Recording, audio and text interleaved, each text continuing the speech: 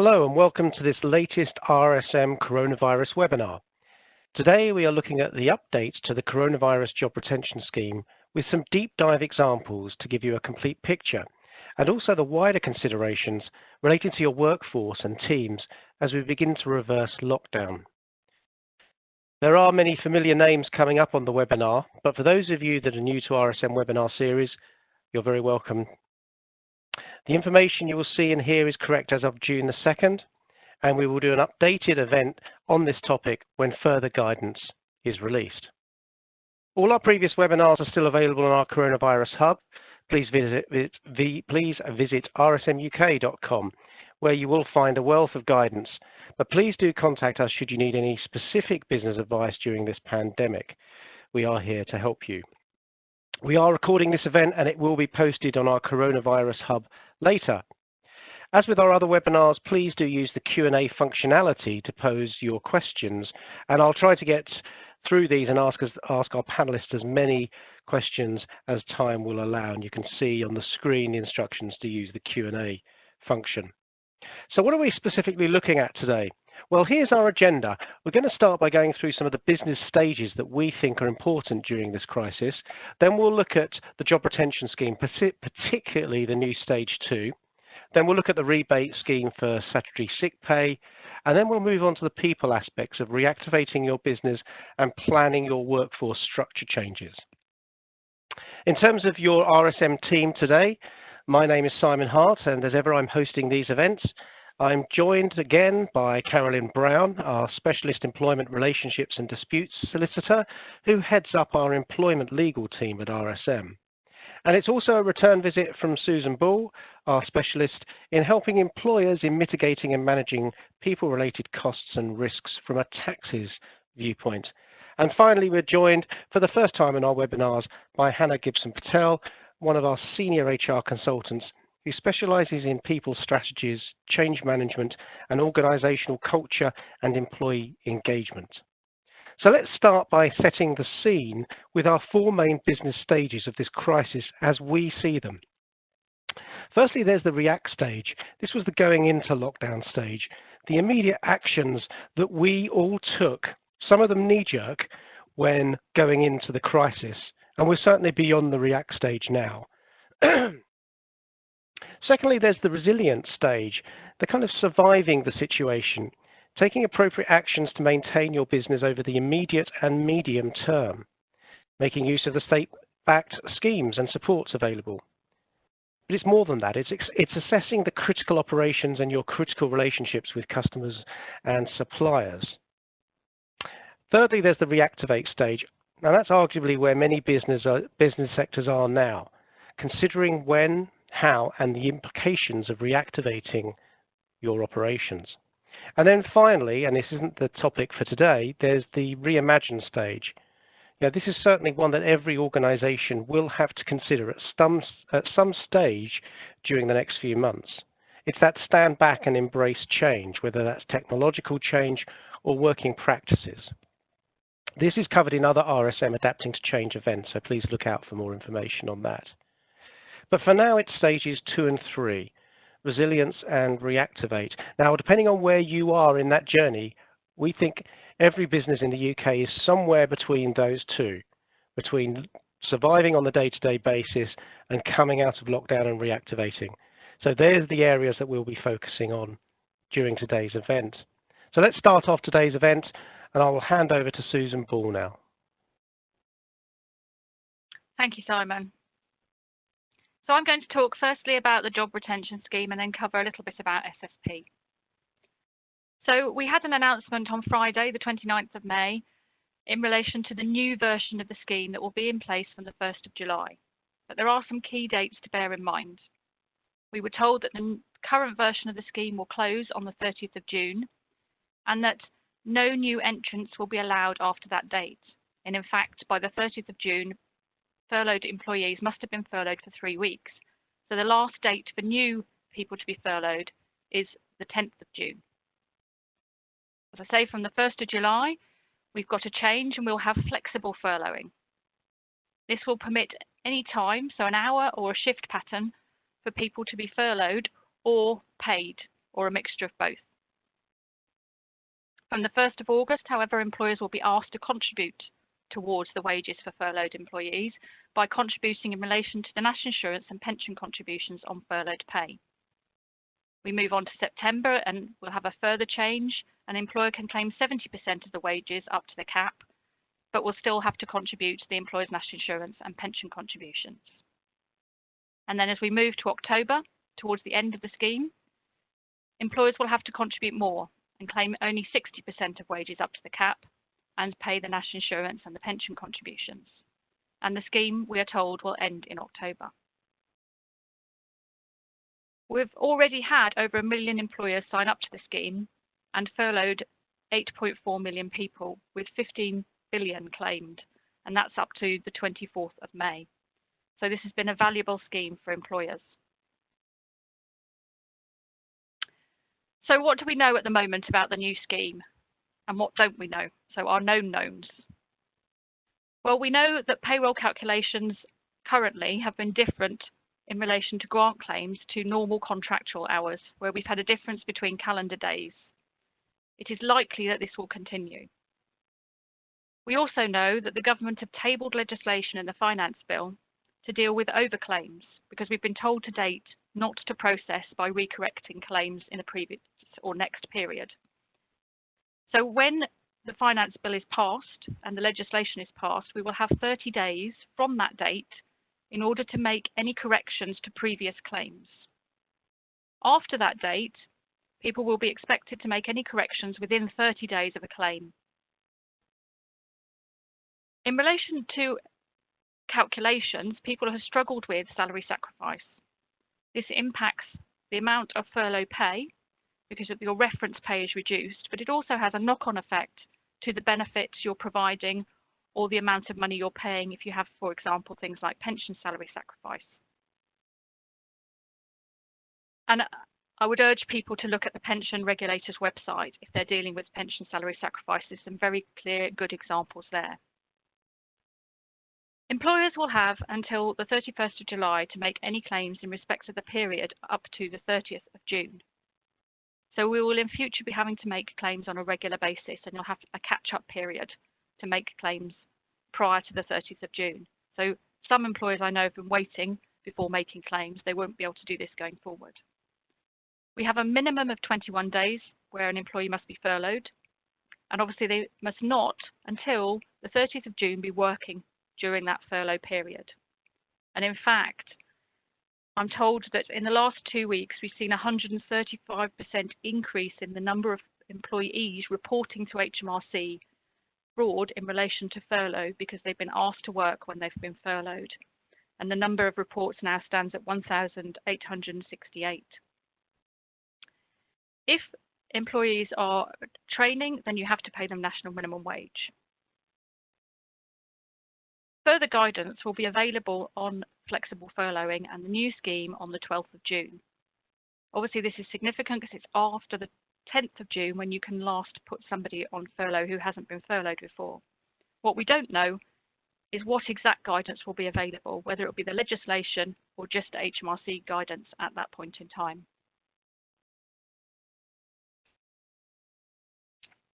So moving on, from the 1st of July, claim periods will no longer be able to overlap months.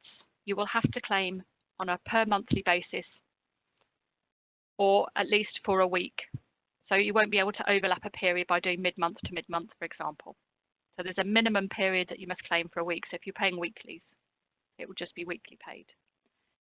Employers can claim the grant for the hours their employees are not working, calculated by reference to usual hours worked in the claim period. We don't know what that means yet. Hopefully that will come out with the further guidance. Employers can continue to make claims in anticipation of an imminent payroll run. So if you're making it for the month, you could do as we have been able to do before, up to 14 days before the end of the month in order to get the funds in place prior to payment. Your first claim under the new scheme with flexible furloughing will be from the 1st of July. What about our unknowns? Well, we still don't have the mechanism for correcting claims, but obviously we're hoping that will be available shortly, and that's likely bearing in mind the legislation on penalties going through. We will see with the new flexible furloughing, again, the issue of dealing with calendar days and working days. And the expectation is that this will remain the same, but we don't actually know that yet.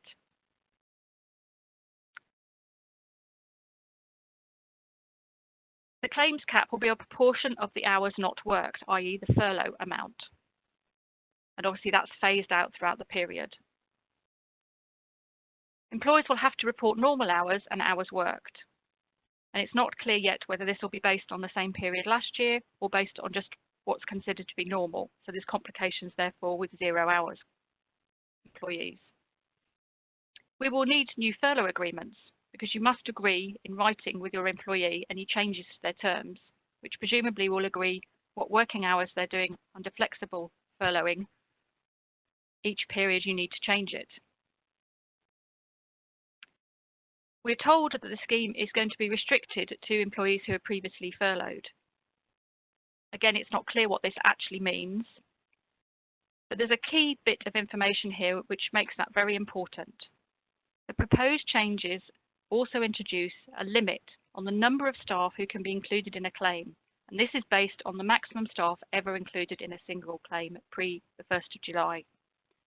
So if you take those two into account, if you were flexi furloughing previously by having 3 weeks on, 3 weeks off, then the maximum people you will be able to have under the new claim system from the 1st of July will obviously be based on 1 3-week period, because you can't have any more staff included in a claim. We're also not sure on the hours worked, as I say, and it's probably going to be something to do with the claims portal rather than RTI, because we only have one field on RTI in order to do that. So for example, just really quickly, I won't run through all the numbers here, but what would this look like?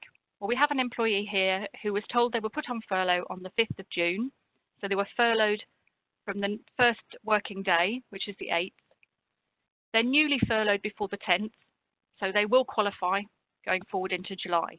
And obviously we've calculated here, as we would have done previously, based on the scheme as it stands, normal pay, and what we've paid them based on contractual hours and contractual days, and then furlough based on obviously our calendar days. Moving on to July, we're then going to ask them to work a few days, and again we'll end up with a similar calculation, we assume, in relation to their working contractual days, and if we remain the same as we do currently for calendar days for non-furlough days, employees will see a difference, and obviously that will need to be recorded so they understand what furlough pay they're getting, because that's a key criteria of the scheme. As I say, the also complication will be around how we record then the hours that they've worked. So what are some of the practical considerations? Well, we've seen so many changes to the scheme over the period since the start, and in fact we had guidance before we had legislation, and we may end up with the same situation again. So I'd urge people to keep copies of the revenue guidance they've been using at the time they've been making their claims to back up their audit trail, particularly important when we come to deal with corrections. But each time you make a claim, I would urge you to check that the employees are still eligible, that the calculations are correct based on the information you have. And then there's some specific problem areas which have been highlighted that are worth mentioning. Obviously, going forward, we won't have to deal necessarily with national insurance because from August, you'll be paying the national insurance, so we won't have some issues around that. But there are still the problems with dealing with, obviously, calendar days and working days when you've got a mixture of flexible working. And as I say, salary sacrifice continues to be a big problem for people. And monitoring and making sure that you understand the difference between a furlough claim calculation and perhaps the information that's needed in order to process the payroll correctly. Why is this all important? Well, HMRC are going to audit claims. As I say, we've already had so many reports in on potential frauds, according to HMRC. They've said they're going to investigate them. But in addition to that, they've asked everyone to keep records for 6 years in relation to the calculations and 5 years for the furlough document, with a view to checking claims after the event to make sure that they are valid. And as I said, there'll be penalties in place which apply for the companies who make claims that are incorrect, and potentially these penalties can also apply to officers of those companies where penalty where a claim is incorrect. There is also the ability to do criminal proceedings where it's completely fraudulent.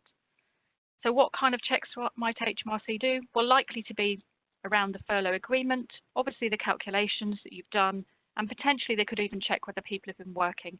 And that's where we think the reports are coming to the HMRC whistleblowing helpline. So moving on a little bit quickly to talk about SSP. We have the temporary rebate scheme, which is open only to employers, unfortunately, with 250 employees or fewer at the 28th of February.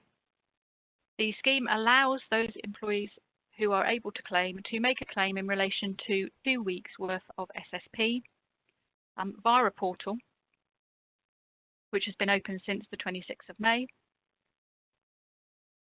And key here is obviously that you have the records recorded in relation to statutory sick, because it's only COVID-related claims that you can ask for a rebate for.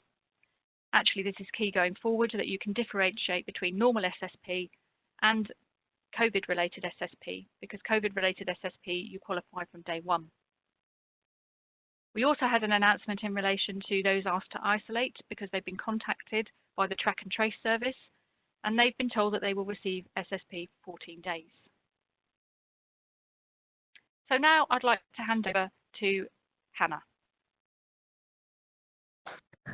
Thank you, Susan. So I'm going to have a look at some of the people challenges that we face during this reactivation stage. As the first phase of this job retention scheme comes to an end, organisations are now segmenting their plans for those who are returning to their former workplace, those who for now are going to continue to work from home, and those who are beginning to plan changes to their workforce structures. Each organisation will face its own unique mix of challenges as we adapt to this next phase of the journey. It is important to remember we're certainly not about to reach our destination, so planning is essential, but like any journey, those plans will need to be continuously revisited as we adapt to the evolving circumstances around us and inevitably to the roadblocks in front of us too. So let's focus on two of those segments before Carolyn looks at the third segment of workforce restructuring. On the 10th of May, the government began to outline its plans to enable certain sectors in England to return to work, while the other devolved administrations of the UK prepared their own plans.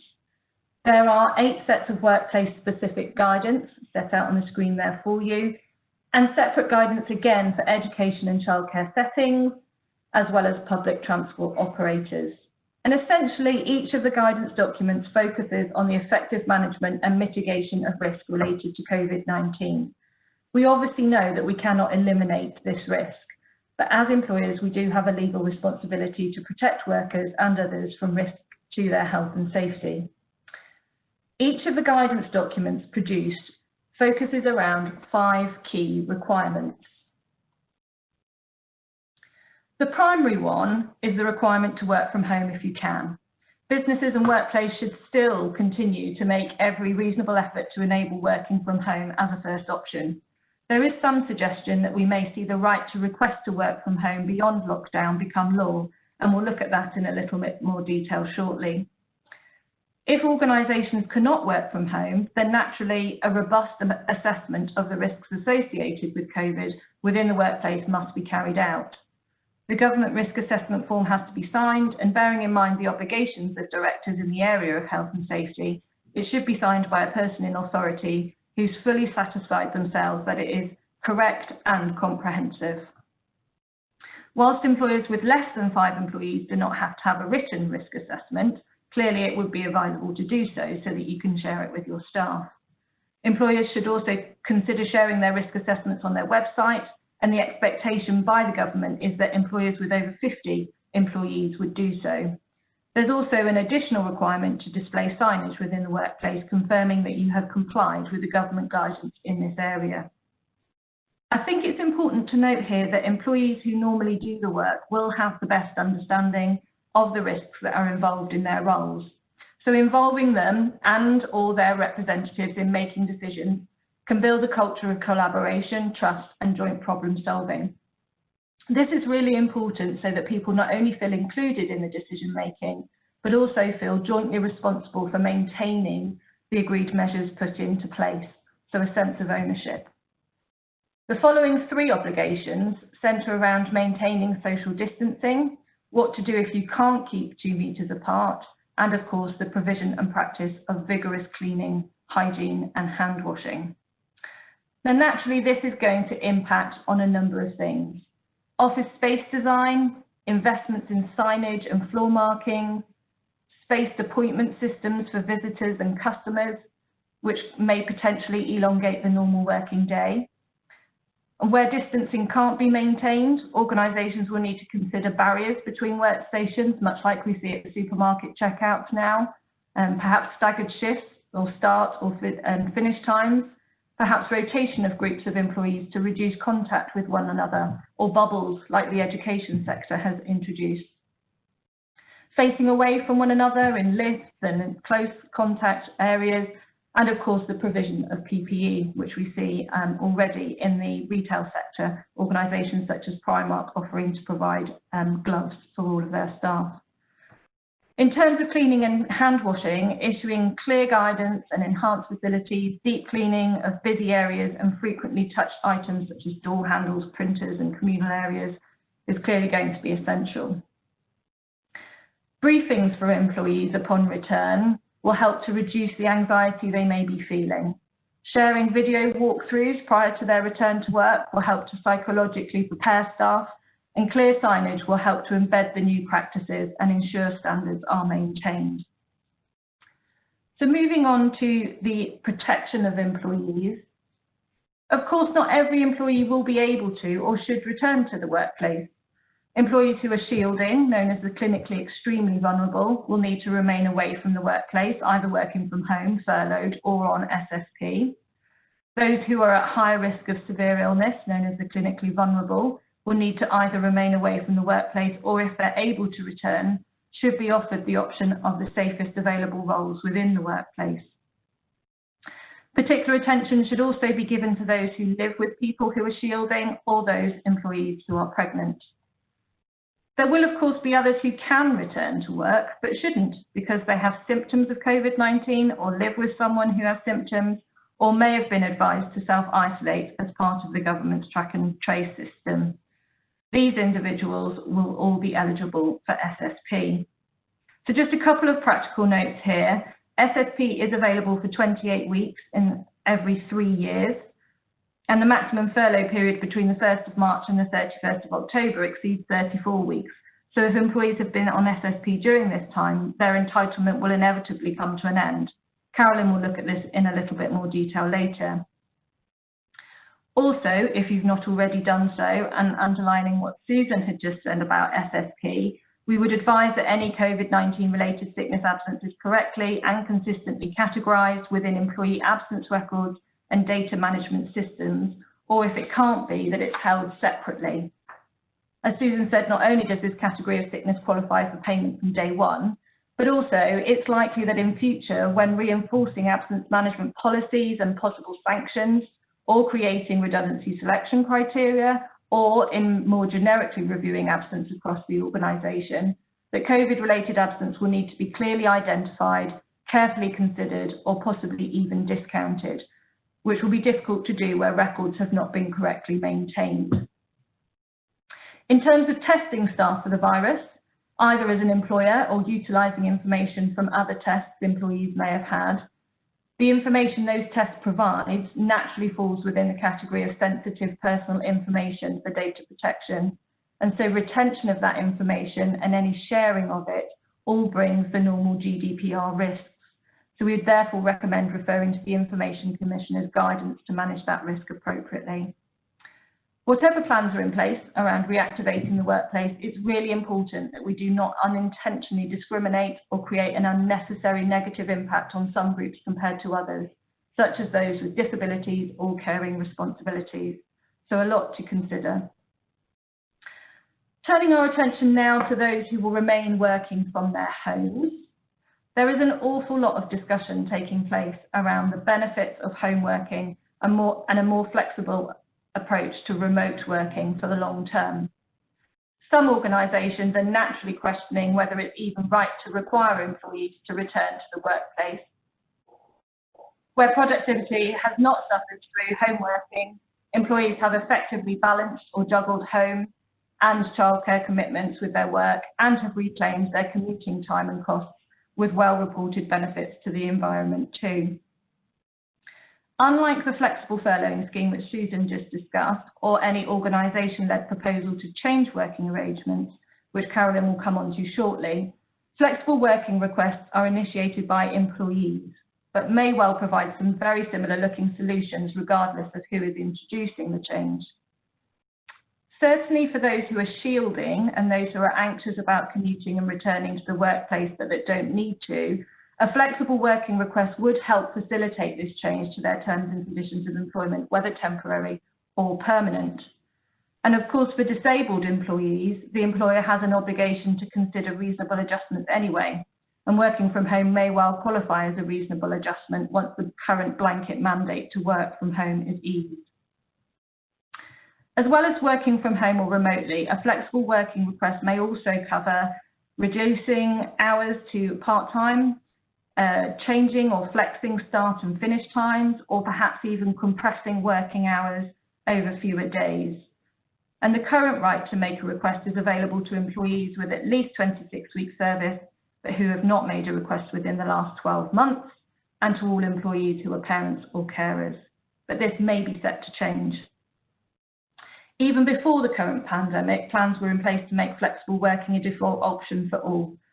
The new employment bill cements the proposals from the Taylor Good Work Plan, which includes the expansion of flexible working, and this was also a manifesto pledge of the current government. Whilst we're not there yet, we can expect flexible working to become a default for all jobs unless the employer has good reason. And it will be difficult for employers to justify rejecting such requests where home working has been successfully implemented during this forced trial, and especially where there's a continuing need to maintain social distancing and remove unnecessary travel obligations. Of course, we've already seen organisations such as Twitter, Google, Facebook, and Microsoft pledge to allow employees to work from home either permanently or till the end of the year, or in the case of Microsoft, to the end of October. In Germany as well, we've seen similar legislative changes tabled for the autumn. And in Finland, the right already exists, which is reflective of the country's deep-rooted culture of trust and equality. Aside from these statutory processes for making a request, it's important to engage in early discussions with staff on these matters. Not all employees will want to remain working from home, and certainly not full-time. Surveying your workforce on their thoughts around home working and returning to the workplace is a great starting point, and early dialogue will help to both inform planning and to manage expectations appropriately. So moving on to this slide around remaining remote working. Adjusting to continued remote working in the medium to long term may, if it hasn't already done so, require fundamental shifts in management practices. Setting aside subjective assessments based on how busy or present an employee is in the workplace, management will need to become more reliant than ever on key performance indicators and outcomes. Employees are likely to have more autonomy as to how the work is carried out, or even when or where it's carried out. So performance success measures will have to focus on the purpose of the role and how that translates into outputs and not inputs. Naturally, trust and transparent feedback will be the glue that keeps this all together. Something that has been clearly highlighted throughout the pandemic is the current impact on mental health. Stress and anxiety have been fueled by the coronavirus outbreak, and it's unlikely that these concerns are going to lift anytime soon. Keeping connections between on-site and off-site employees, promoting interaction with employee assistance programs, and ensuring regular check-ins or dialogues around health and well-being are critical management tools. Let's not forget that those closest to the edge will likely be the ones who feel most unable to reach out for help. And so very deliberate discussions, specialist input perhaps around managing employee well-being, creative problem solving, and being open about your own concerns and anxieties will help to build transparency and trust, which ultimately enhances engagement and performance for the long term. So bringing these two first points together with the effective communication strategies you hopefully have in place and the use of smart technology really helps to aid employee engagement. However, juggling this across a variety of workplace settings during a constantly evolving living and working environment is admittedly no mean feat. But there is a collective resilience being built during these times when we're able to do these things well. And of course, we simply don't know what the future will hold. There could be a second peak, we could return into full lockdown, we could continue on the trajectory of easing lockdown, and who knows whether such pandemics could even occur more frequently in the future. So remaining agile is going to be necessary for survival. It is a careful balance between thinking far enough down the track to create our plans, whilst holding them in an open hand and being prepared to shift at very short notice. Effectively managing a more distributed workforce and indeed planning for changes is much easier when you have accurate employee data which is accessible to you and your managers. Workforce analytics and data management really come into their own as a navigation tool during this time. And so investing the time now to ensure your systems are audited and up to date will be time well spent. So in summary, here's a few practical tips for managing the return to work and the remaining at-home scenarios. Firstly, ensure you understand your government guidance, which is specific to your sector, and keep an eye on that. Survey your employees to help inform your planning. Can they return? When can they return? How are they going to get to work? What are their personal restrictions, if any? Really important questions to ask. The old adage of plan, do, review is going to be critical, especially when you feed in that key information from employees around their flexibility and mobility. Changing hours and places of work has both contractual and tax implications. There are also considerations around expenses and benefits. HMRC has published guidance on this specifically related to the lockdown period, and so please do refer to that. Continue to carry out workforce modelling based on the changing needs. Again, Carolyn's going to come on to that now.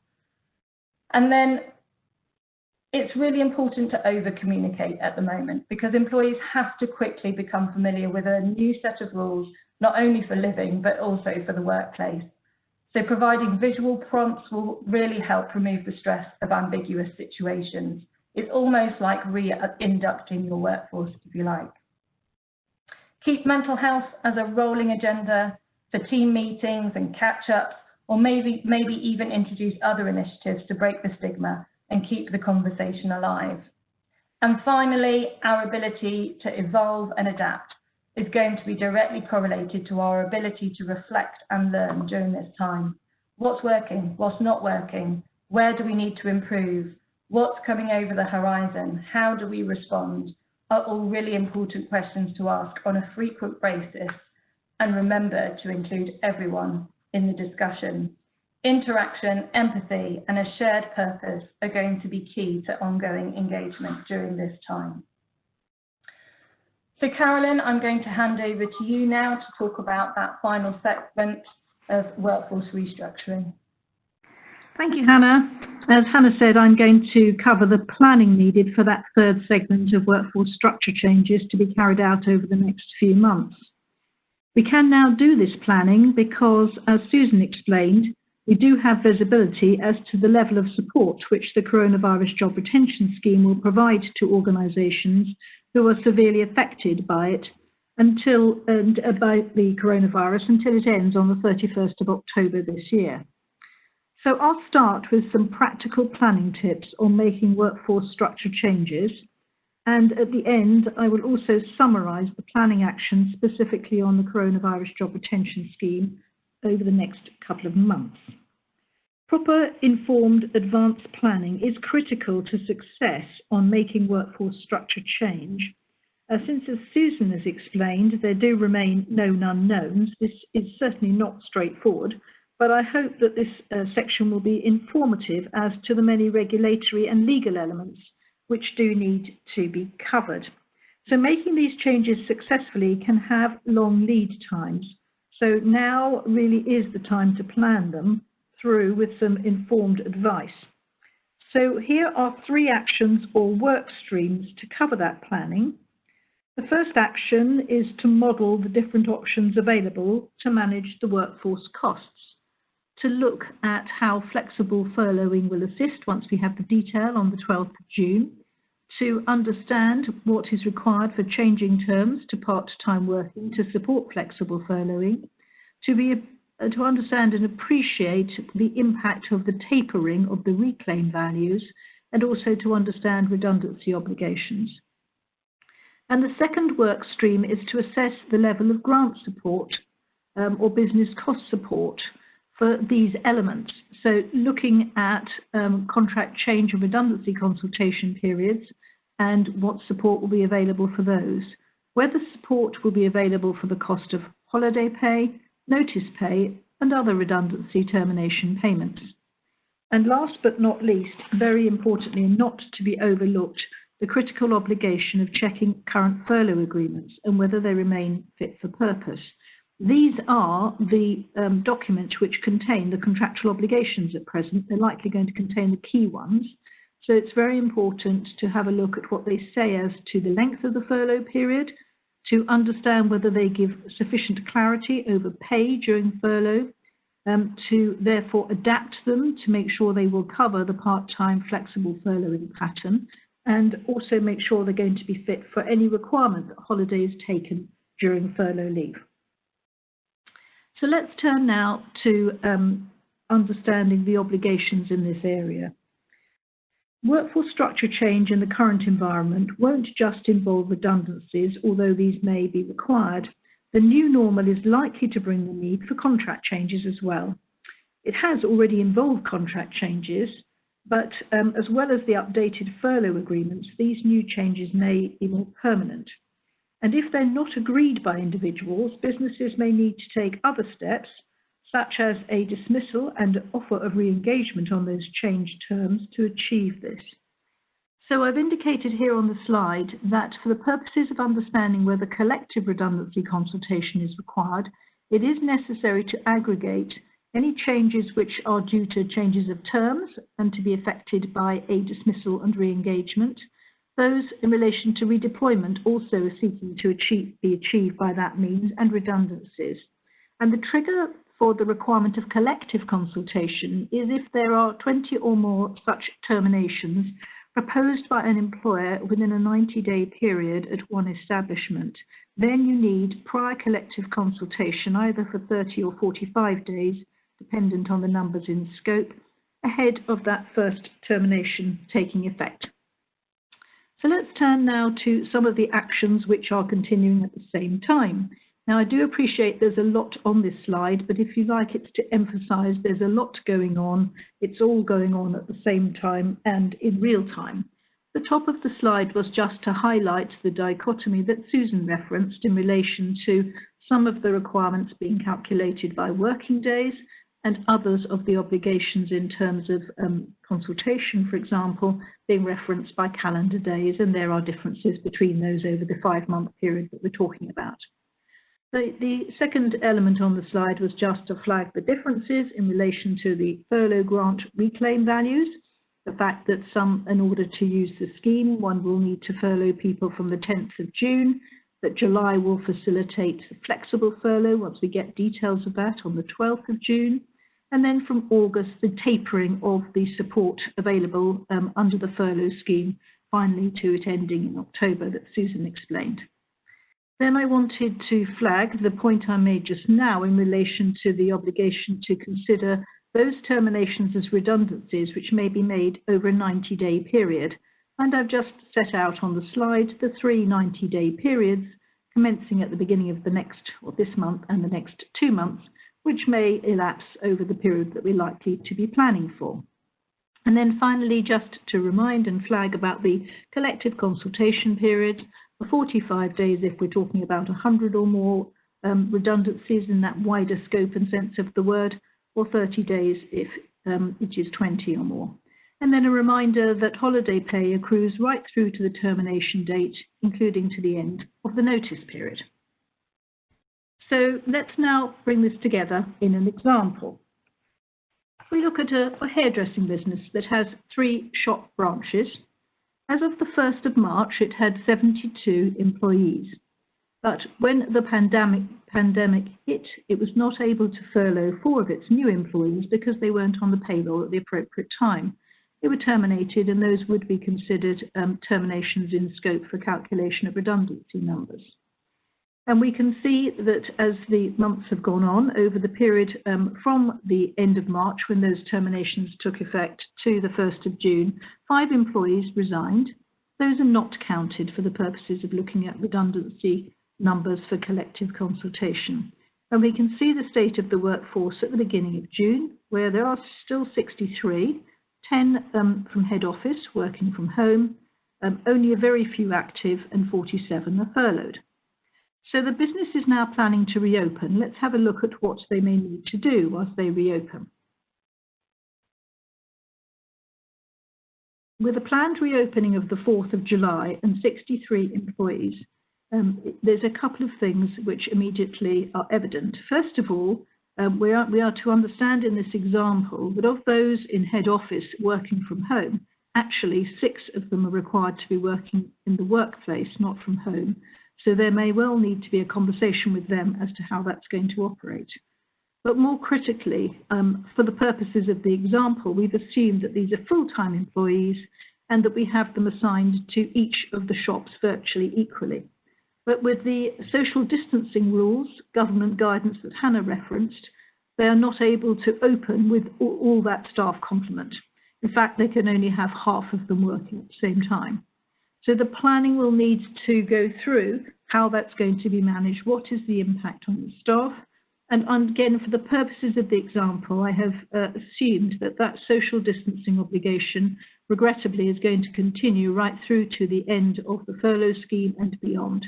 And what that's going to do is to require one of 3 options to be taken, either that we're going to see that there is going to be the need to reduce staff numbers, and perhaps to do so by half, or alternatively to ask people to work half-time, part-time working. That would be everybody, so that would be a contract change.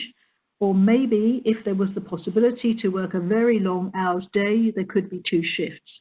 But whichever one of those options was applied, then there would need to be collective consultation for all of them to get them agreed, unless the option of changing terms was proposed and that was agreed. So let's try and turn now, please, to the timing here and how that might, all these various actions would gel together, would need to be undertaken together. Taking our example, we've got here the period from the beginning of June until the end of October.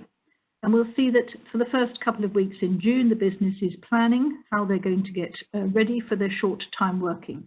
Having planned that and hopefully got details on the 12th of June as to how new flexible furloughing will work, they will seek to agree with their staff whatever flexible furloughing route they chose of those various options.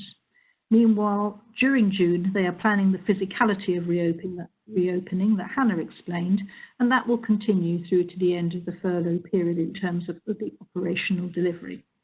But that will mean that having completed their planning in June, they are likely to trigger the need for collective and potentially individual consultation. And since the numbers here are 20 or more, we're in a 30-day consultation period, which will run through the period of July. If the business has selected the option to make redundancies, then those redundancies will likely to be triggered by notice being given at the beginning of August. And I've taken, again, only an example, the maximum notice period that would be likely to apply here. Many would maybe a lot shorter than this, but if somebody had 12 weeks statutory notice or 3 months notice, you can see from the light pink line that notice period will run all the way through to the end of October, the end of the furlough period. And I've also just mentioned the fact that holiday may well be able to be used up over that period as well. So if we look at the 4 lines at the bottom, we will see the level of furlough grant that will be available during that period. And we can see for June and July, it's the current level of 80% plus the employer's national insurance and the pension auto-enrolment minimum. But then it starts to drop down in August, where the employer's national insurance and pension auto-enrolment are not claimable. That remains not claimable, and then the amount of relief also tapers down to 70 or 60% during September and October. So I hope that gives the ability to visualise how one might marry together the costs with the grant support that would be available. I just now wanted to turn to a few problem areas and just to emphasise them. In terms of furlough agreements, they may not be fit for stage 2 of the scheme. Really important to have a look at those. Also, if you can agree changes with individuals, then that may save the need for collective consultation as to effectively forcing changes. In terms of that consultation period, it's really important to be aware of how long the consultation periods are that are required in your particular circumstances, as well as for individual consultation. In terms of combining consultations, it may be worthwhile considering the benefits and the disadvantages of running collective consultation changes of terms consultations alongside redundancy consultations.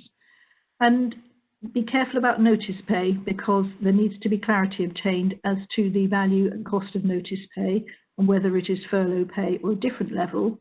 There will also be a difference in terms of cost reclaims to whether notice is paid as a pay in lieu of notice or notice is served on furlough, and a similar point applies to the accrual of holiday pay. So let's turn now finally to the couple of points I said I would make in relation to planning for the Coronavirus Job Retention Scheme actions in June and July. First of all, in June, so in early June, we need to plan the workforce requirements up to the 31st of October and how the scheme might be used to fund them.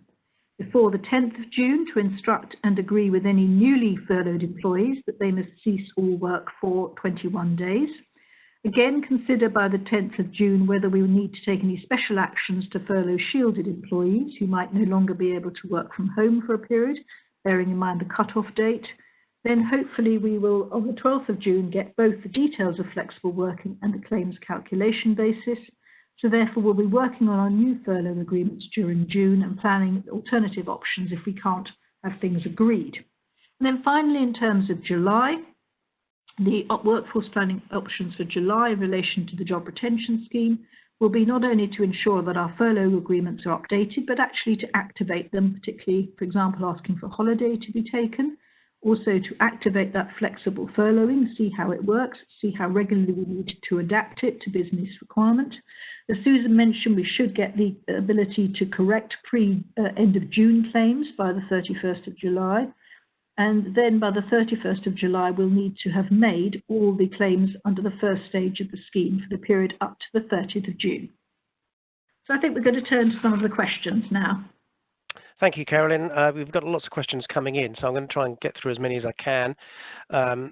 So there are a number of specific questions that overlap. So apologies if some of this is a bit repetitive, but I think everyone's got a slightly different flex on their circumstances. Talking of flex, let's start with flexible working. Hannah, I think this is going to be a question for you. How can I best ensure my team will actually be able to flex around the proposed operational changes we're planning? Well, I think that's an interesting question, because you can't say with any certainty that they'll be able to until you've opened up that dialogue with them. I think the education sector has done this fairly well, and they've demonstrated some good practice in preparing for this week's opening of schools. And certainly if you're parents and have children over different settings, you maybe have been inundated with surveys around opening times, whether you can be prepared to send your children back, whether there are other restrictive things in place which are preventing you from doing so, etc. And I think we probably need to enter into those dialogues with our workforce as well. So I think it's a balance between having plans of how we think that the operations are going to start to map out in order to meet our operational requirements, and then testing those with our employees to see whether they can meet those working requirements. And then so lots of communication. Yeah, plenty. Okay, follow-up from Richard here. Do we have a view yet in terms of how flexible phase 2 will be on part-time hours in terms of how often we can change working patterns, and if so, by how much? Carolyn, I think that might be one for you. Well, actually, no, we don't yet. It's a short answer. We it's been said that they can be quite flexible in relation to hours and work patterns, but I'm afraid we haven't yet got any visibility. We're told we're going to have to wait until the 12th of June to get the details of that, which makes planning difficult, bearing in mind It sure does. Furloughed by the 10th. Well, talking about the 12th of June, I think I know the answer to this question. It was mentioned, Susan, I think you mentioned this, it was mentioned that the job retention scheme is changing from the 1st of July with this flexible furloughing. Do we know how the new version will be calculated? The short answer is no. So unfortunately, we don't have the detail yet. We're expecting that on the 12th of June. That said, I think, based on how we've calculated it so far, I wouldn't expect necessarily that there are major changes, because HMRC's tool is set up to calculate that way, and we're all used to calculating that way now. So I would expect it to be similar, but there are going to be obviously some changes around the things we've mentioned, like hours worked, etc., which we didn't have before. Sure. Okay. Thanks, Susan. I should just say to everyone, I should have mentioned it earlier, that copies of the slides will be sent to all of you that have registered for this event. Next question from Helen. When employees return part-time, how is the furlough claim calculated, as it's currently based on a calendar month, not the number of normal working days? Who's going to take that one? I mean, that's right. And as I say, we don't know yet whether it will be the same, but the predictions are based on the information I've said already, that I'm not expecting HMRC to change that. So I suspect the furlough period will still be based on calendar days, and working time will have to be based on what's agreed in your employment contracts, which is normally working days. Sure. Thank you. There's been a number of questions around the various deadlines for the new phase 2. In terms of this 30th of June deadline, if I've not furloughed an employee, is the deadline to say that I can't furlough them after the 30th of June? Is it the 10th of June? The deadline for the current scheme closing is the 30th, and we are told that no new people can be furloughed after that date. In order to be furloughed effectively, you have to be furloughed for 21 days, and we're told, therefore, that the last date for a new person to be furloughed will be the 10th of June. Got it. In terms of the job retention scheme, are we saying that furloughed employees must be paid a minimum of 80% after the 1st of September? Yes, we are. That's the one constant we're clear about that is remaining. Okay. If we've currently got someone furloughed and they've been furloughed for at least 3 weeks, but we wish to bring them back before the 1st of July to see how the market lies, can we then furlough them part-time after the 1st of July? Or do they need to be on furlough for the 3 weeks to the 30th of June? This is the point we're not clear on. The wording of the press release and the information that's available currently is not 100% clear on this point. One reading of it would suggest that if you've been furloughed in any period up until the 30th with the minimum number of 21 days, you could be brought back. But another reading of it suggests that you should be continually furloughed. One bit that sort of gives us a hint as to what they're expecting to put in is obviously the point I made, which is very important earlier, is that you can never have on a future claim after the 30th of June more people in a new claim than you've had on a previous claim. So up to the 30th, your highest number of employees on one claim will be the highest number you'll be allowed to have on any claim after that date. Right. It's a bit worrying when there's so much uncertainty with only relatively few weeks to go until the new phase starts, but there we are. Next question, if an employee switches to holidays instead of furlough, should the holiday be paid by the employer at full pay, or can the employer apply a 20% reduction? I think I know the answer to that. Carolyn? Holiday is required to be paid at full pay, the pre-furlough reference salary pay, that's right. Just a link to that, Carolyn, you had said that the cost of notice pay and holiday pay may be different. Yeah, why is that?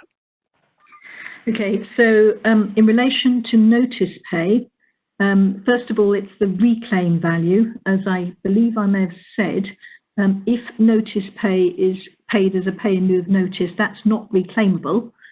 Whereas notice pay where someone serves their notice even on furlough leave, if it fits within the furlough period, and the reclaim period will be reclaimed. And the second point there is in relation to the basis of calculation. If somebody is paid less while they're on furlough leave, because there are some quite complex rules as to whether people are entitled to a statutory minimum notice and how that is calculated when in these circumstances. And in relation to holiday pay, similar point. I've said that holiday pay is paid at the full pre-reference salary, at the reference salary pay rate. But also, again, if holiday is taken on a furlough leave period, then some of the cost of that can be mitigated, as opposed to if holiday is paid as an accrued element at the end where it wouldn't be able to be claimed.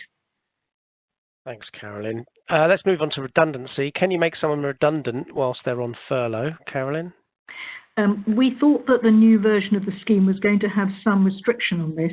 It's not in there yet, so it does appear that you can give notice of redundancy while someone is on furlough leave, yes.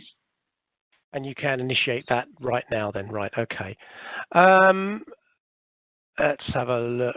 If someone is shielding and their initial NHS advice expired on the 31st of May, do they need an updated notice to continue their furlough under shielding? I think that's a really good question. I think that there should be further inquiry as to whether they ought to be treated as continuing to be shielded. Actually, all that information came out very sort of suddenly at short notice last weekend, and employers should not jump to conclusions as to their employees' health circumstances. So wise to treat them as shielded until you get more information. I suppose a linked question, not so much health, but more pregnancy. What's the requirement if an employee lives with a partner who is pregnant and we can't guarantee social distancing can be fully possible due to the nature of their role? Well, it depends whether they can work from home, and if they can work from home, they should work from home. So I'm assuming in this example, they can't. Let's assume not. That's we want to do as best we can for managing the workforce requirements and their obligations. But if this person is required in the workplace, then it may well be that they can be required to come in, I'm afraid. I can't remember if I've answered this question, so apologies. I assume we can still overpay furlough after the 1st of July, i.e. we can pay up to 100%? Yes. Okay. Would employees returning from holidays abroad be entitled to statutory sick pay for the 2 weeks of self-isolation? Great question. This is a brilliant question. Well done. I think this is a very good example of how the law will have to develop. Currently, no. We're expecting the announcement about quarantine at the 5 o'clock briefing today, I believe. I wouldn't be at all surprised if the statutory sick pay regulations don't get changed to include it, because it's an obvious reason that it should be included. Thanks, Carolyn.